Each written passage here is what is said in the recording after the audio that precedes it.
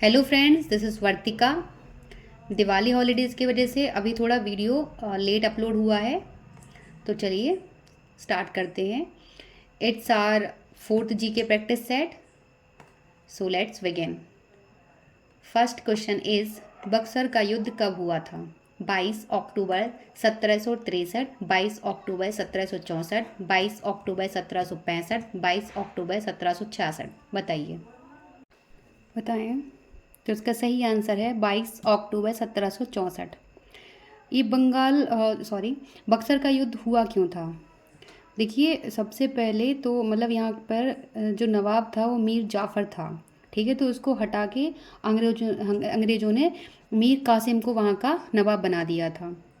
और ये मीर कासिम बहुत ही स्मार्ट तरीके से अंग्रेज़ों को डील कर रहा था, लेकिन अंग्रेज़ तो ओवर स्मार्ट थे। वो मतलब लगातार लूट किए जा रहे थे। फिर उन्हें भी समझ में आने लगा कि ये जो मीर कासिम है ये ज़्यादा ओवर स्मार्ट बन रहा है, तो फिर उसने मतलब अंग्रेज़ों ने मीर कासिम को हटाने की प्लानिंग की।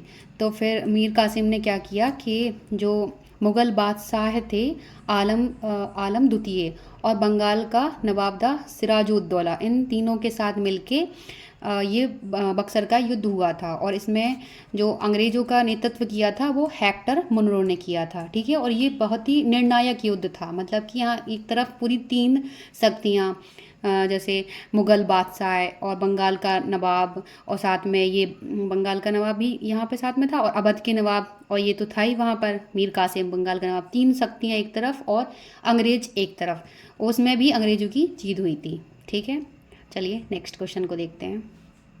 सिराजुद्दौला बंगाल का नवाब कब बना था? 1754, 1756, 1758, 1760। बताइए,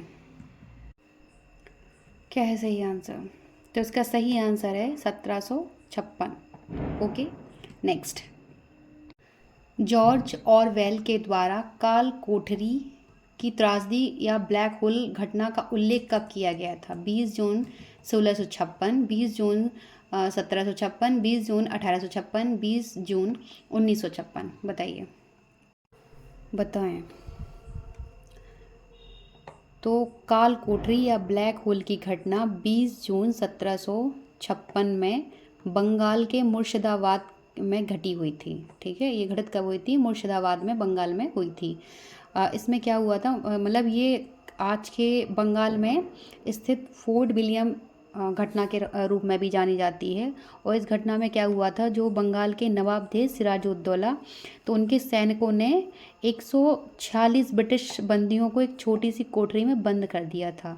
तो उसका मेन कारण यही था, काल कोठरी या ब्लैक होल घटना का। चलिए नेक्स्ट। हाँ, प्लासी का युद्ध कब हुआ था? 23 जून 1753, 23 जून 1754, 23 जून 1756, 23 जून 1757। बताइए, क्या है इसका सही आंसर? तो प्लासी का युद्ध हुआ था 23 जून 1757। यह मुर्शिदाबाद है, वहाँ के पास एक स्थान है प्लासी, वहाँ पर ये लड़ा गया था। तो इसमें अंग्रेजों की तरफ से रॉबर्ट क्लाइव इसका नेतृत्व कर रहे थे, और यहाँ बंगाल से सिराजुद्दौला कर रहे थे, जिसमें ब्रिटिश लोगों की क्या हुई थी? जीत हुई थी, और बंगाल पर ब्रिटिश नियंत्रण स्थापित कर दिया गया था। नेक्स्ट। अंग्रेजों के माध्यम से किन नवाबों को बंगाल का कठपुतली नवाब बनाया गया था? मतलब वो कठपुतली थे, एक तरह से नवाब तो थे लेकिन उनकी हुकूमत नहीं चलती थी। कौन था इन चारों में से, चारों ऑप्शन में से? ए, बी, सी, डी। तो इसका सही आंसर है ए, मीर जाफ़र और मीर कासिम। ये दोनों नवाब ऐसे थे जो अंग्रेज़ों ने एक कठपुतली की तरह वहाँ बंगाल में बनाए थे। नेक्स्ट।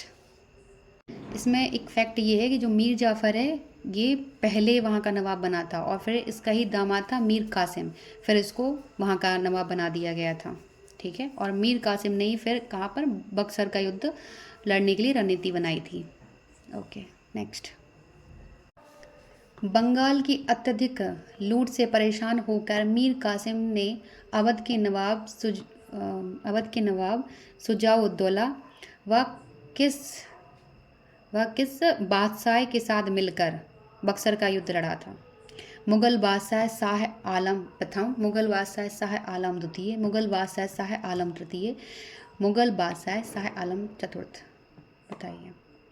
अभी ऊपर के क्वेश्चंस में थोड़ा सा डिस्कशन भी हुआ था कि ये बक्सर का जो युद्ध लड़ा गया था वो 3 बड़ी बड़ी सेनाएं थीं जिनके मध्य हुआ था, और हमने तीनों के नाम भी बताए थे।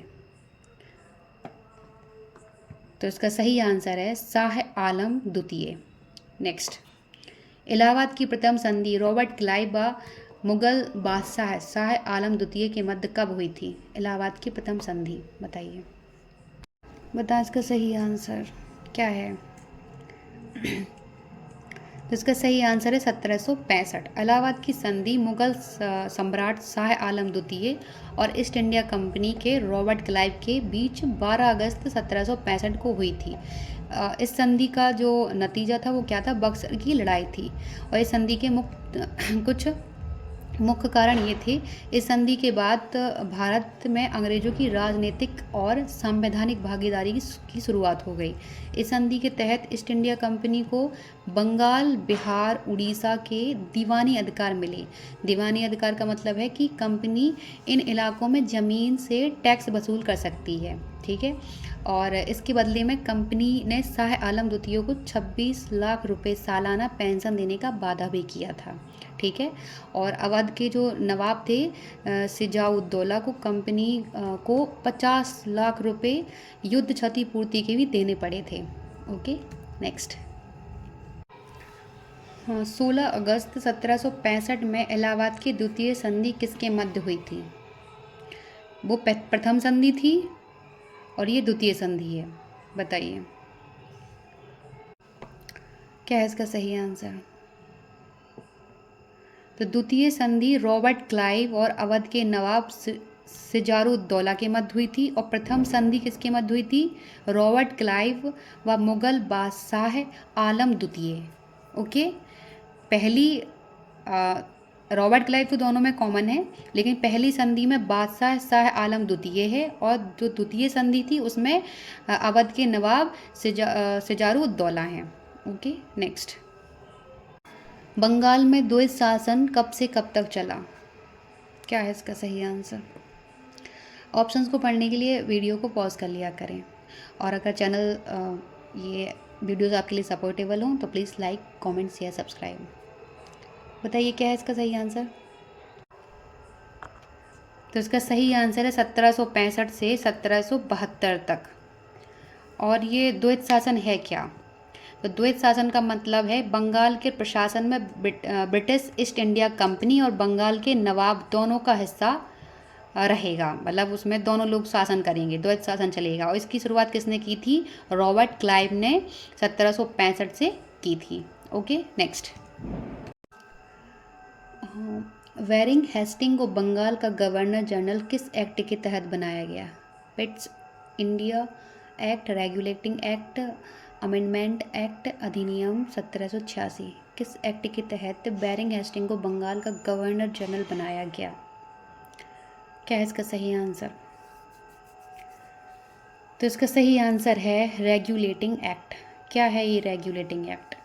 ये एक्ट क्या था? ये ब्रिटिश ईस्ट इंडिया कंपनी द्वारा ही बनाया गया था। इसमें क्या था कि भारत में एक एकीकृत प्रशासन की नींव रखी गई थी, और इससे क्या हुआ था, जो बंगाल का गवर्नर था वो बंगाल का गवर्नर जनरल बन गया था। Okay, thank you friends. अगर ये आपके लिए सपोर्टेबल रहा हो सेशन तो please like, comment, share, subscribe. Thank you.